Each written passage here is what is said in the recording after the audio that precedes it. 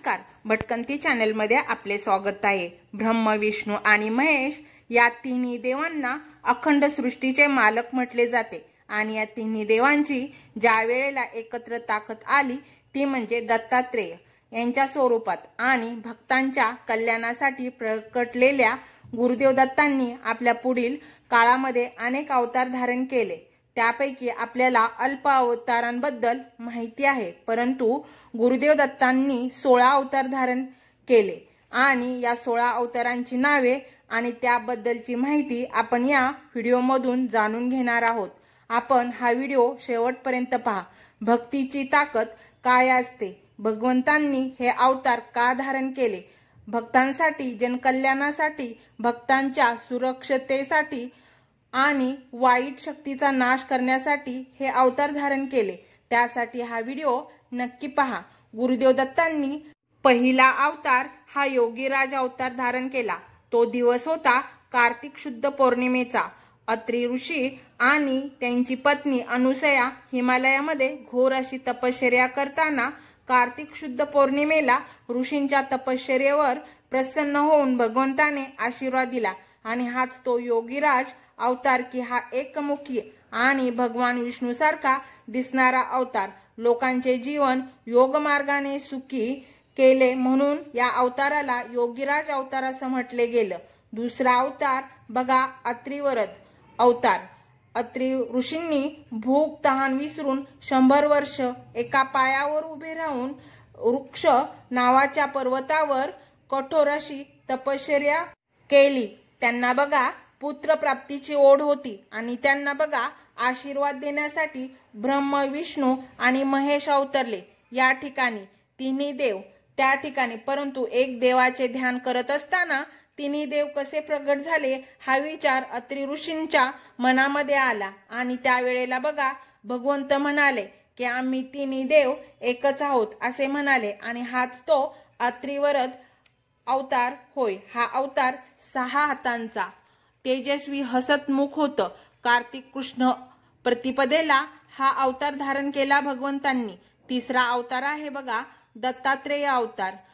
अत्री ऋषींना देवांनी आशीर्वाद मागावयास सांगितले आणि त्यावेळेला अत्री ऋषी देवा तुमच्यासारखा पुत्र मला हवा हा सावर अत्री ऋषींनी मागितला आणि देवांच्या आशीर्वादामुळे 12 रूपात दत्तात्रेय अवतरले आणि हाच दत्तात्रेय नावाने अवतार बघा कार्तिक कृष्ण द्वितीयेला हा तेजस्वी अवतार भगवंतांनी धारण केला। आता चौथा अवतार आहे दत्तात्रेय महाराजांचा। बघा दत्तात्रेय अवतारानंतर अत्री ऋषींनी पुन्हा घोर अशी तपश्चर्या करू लागले बघा आणि त्यांच्या शरीरात काला अग्नी प्रगटला आणि त्याच्यामुळे दाह सुरू झाला, आग झाली शरीराची आणि हा दाह शांत करण्यासाठी साक्षात भगवंत प्रगटले बघा आपल्या भक्तासाठी। रूप होते शीतल आणि तो अवतार काला अग्नी शमन अवतार। हा अवतार त्याला बघा मार्गशीर्ष पौर्णिमेला पुढील महाराजांचा अवतार आहे 5वा अवतार योगी जनवल्लभ हा अवतार।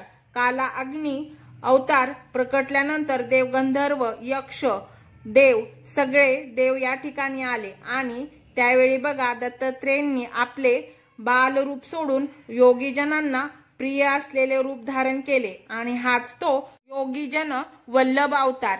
मार्गशीर्ष पौर्णिमेला हा अवतार दत्तात्रेयांनी प्रकट केला। पुढील अवतार 6वा अवतार आहे बघा लीला विश्वंभर अवतार।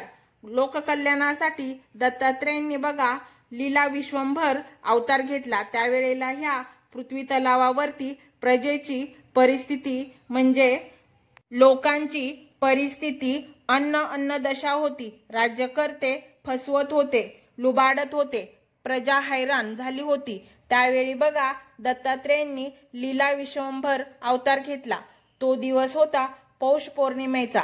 त्याच्यानंतर 7वा अवतार दत्तात्रेय महाराजांचा सिद्धराज अवतार।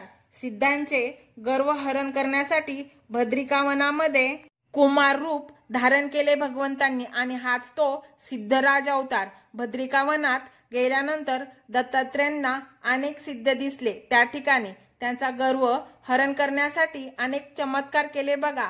या सिद्धांना योग शिक्षा दिली आणि हा दिवस होता माघ पौर्णिमेचा। त्याच्यानंतर अवतार भगवंतांचा ज्ञानसागर अवतार। फाल्गुन शुद्ध दशमीला दत्तात्रेयांनी ज्ञानसागर अवतार धारण केला।